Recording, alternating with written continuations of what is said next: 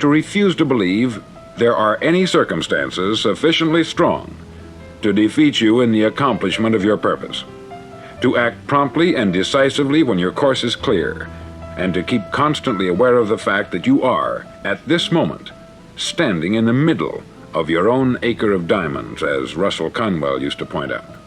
Fourth, save at least 10% of what you earn. It's also remembering that no matter what your present job, it has enormous possibilities if you're willing to pay the price. Now let's just go over the important points in the price each of us must pay to achieve the wonderful life that can be ours. It is, of course, worth any price. 1, you will become what you think about. 2, remember the word imagination. Let your mind soar. 3, courage. Concentrate on your goal every day. 4, save 10% of what you earn. And action. Ideas are worthless unless we act on them. Now I'll try to outline the 30-day test I want you to make. Now keep in mind that you have nothing to lose by making this test, and everything you could possibly want to gain. There are 2 things that may be said of everyone. Each of us wants something, and each of us is afraid of something. I want you to write on a card what it is you want more than anything else. It may be more money.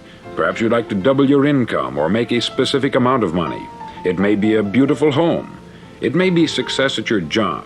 It may be a particular position in life. It could be a more harmonious family. Each of us wants something. Write down on your card specifically what it is that you want.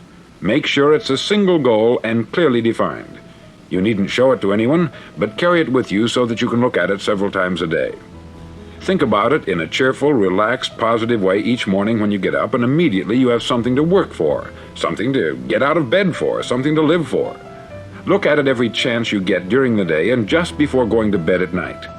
As you look at it, remember that you must become what you think about, and since you're thinking about your goal, you realize that soon it will be yours.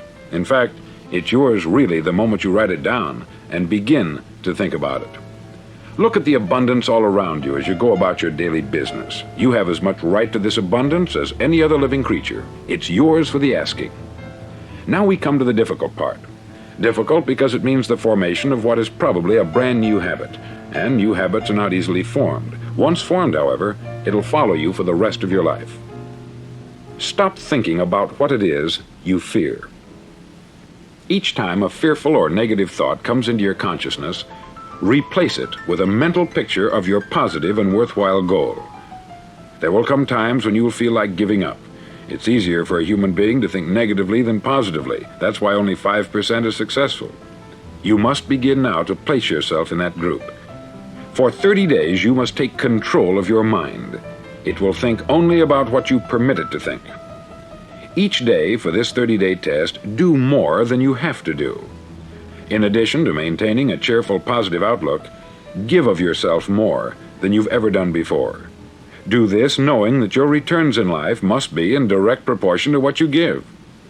The moment you decide on a goal to work toward, you're immediately a successful person. You're then in that rare and successful category of people who know where they're going. Out of every 100 people, you belong to the top 5. Don't concern yourself too much with how you're going to achieve your goal. Leave that completely to a power greater than yourself. All you have to do is know where you're going. The answers will come to you of their own accord. Remember these words from the Sermon on the Mount, and remember them well. Keep them constantly before you this month of your test. Ask, and it shall be given you. Seek, and ye shall find. Knock, and it shall be opened unto you. For every one that asketh receiveth, and he that seeketh findeth, and to him that knocketh it shall be opened. It's as marvelous and as simple as that. In fact, it's so simple that in our seemingly complicated world it's difficult for an adult to understand that all he needs is a purpose and faith. For 30 days, do your best. If you're a salesman, go at it as you've never done before, not in hectic fashion, but with the calm, cheerful assurance that time well spent will give you the abundance in return you deserve and want.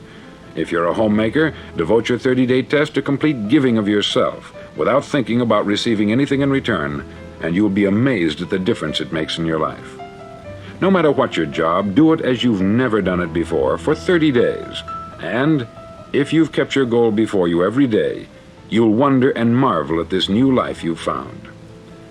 Dorothea Brand, outstanding editor and writer, discovered it for herself and tells about it in her fine book, Wake Up and Live.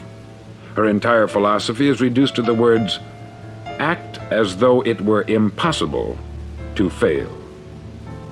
She made her own test with sincerity and faith, and her entire life was changed to one of overwhelming success.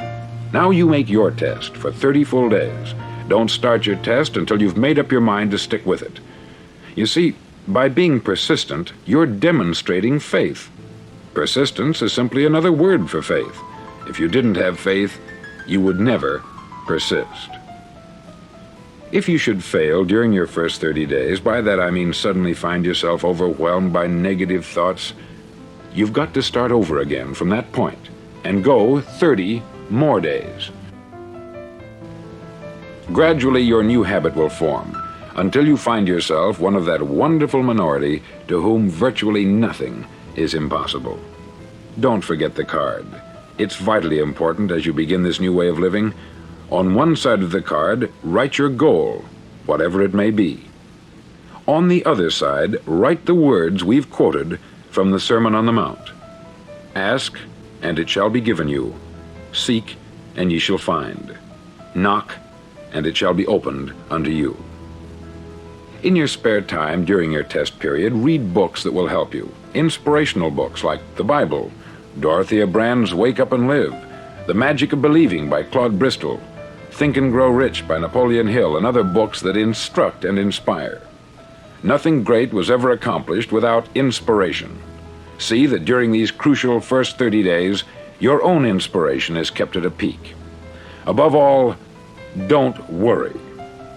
Worry brings fear, and fear is crippling. The only thing that can cause you to worry during your test is trying to do it all yourself. Know that all you have to do is hold your goal before you. Everything else will take care of itself. Remember also to keep calm and cheerful. Calm and cheerful. Don't let petty things annoy you and get you off course. Now, since making this test is difficult, some may say, well, why should I bother? Well, look at the alternative. No one wants to be a failure. No one really wants to be a mediocre individual. No one wants a life constantly filled with worry, fear, and frustration. Therefore, remember that you must reap that which you sow. If you sow negative thoughts, your life will be filled with negative things. If you sow positive thoughts, your life will be cheerful, successful, and positive. Now, gradually, you will have a tendency to forget what you've heard on this record. Play it often. Keep reminding yourself of what you must do to form this new habit. Gather your whole family about and listen to what's been said here at regular intervals. You know, most men will tell you that they want to make money without understanding the law. The only people who make money work in the mint. The rest of us must earn money. This is what causes those who keep looking for something for nothing or a free ride to fail in life. The only way to earn money is by providing people with services or products which are needed and useful. We exchange our product or service for the other man's money. Therefore, the law is that our financial return will be in direct proportion to our service. Success is not the result of making money. Making money is the result of success. And success is in direct proportion to our service. Most people have this law backwards. They believe that you're successful if you earn a lot of money. The truth is that you can only earn money after you're successful. It's like the story of the man who sat in front of the stove and said to it, "Give me heat, and then I'll add the wood." How many men and women do you know, or do you suppose there are today, who take the same attitude toward life? there are millions. We've got to put the fuel in before we can expect heat. Likewise, we've got to be of service first before we can expect money. Don't concern yourself with the money. Be of service. Build, work, dream, create.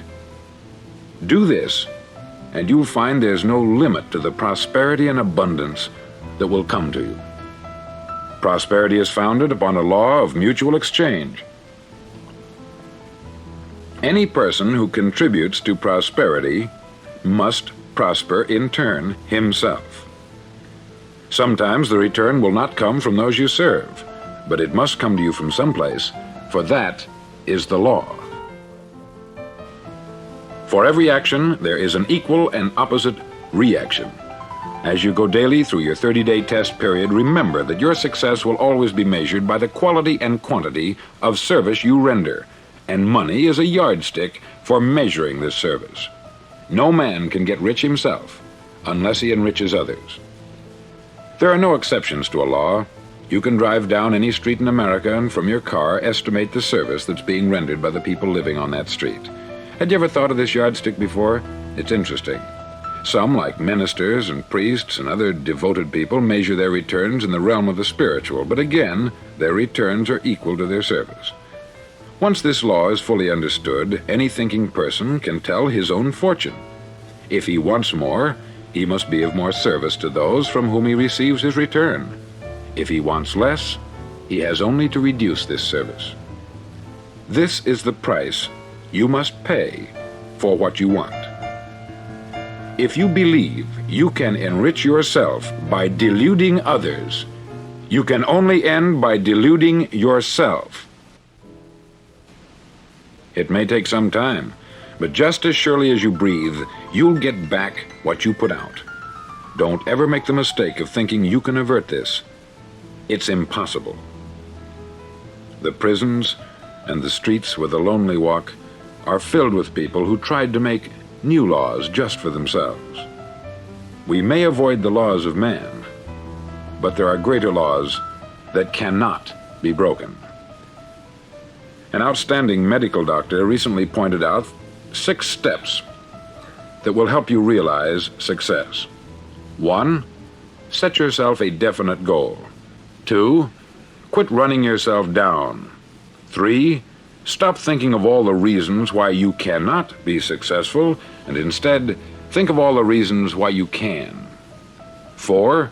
Trace your attitudes back through your childhood and try to discover where you first got the idea you couldn't be a success, if that's the way you've been thinking. 5. Change the image you have of yourself by writing out a description of the person you would like to be. And 6. Act the part of the successful person you have decided to become. The doctor who wrote those words is a noted West Coast psychiatrist, David Harold Fink, M.D.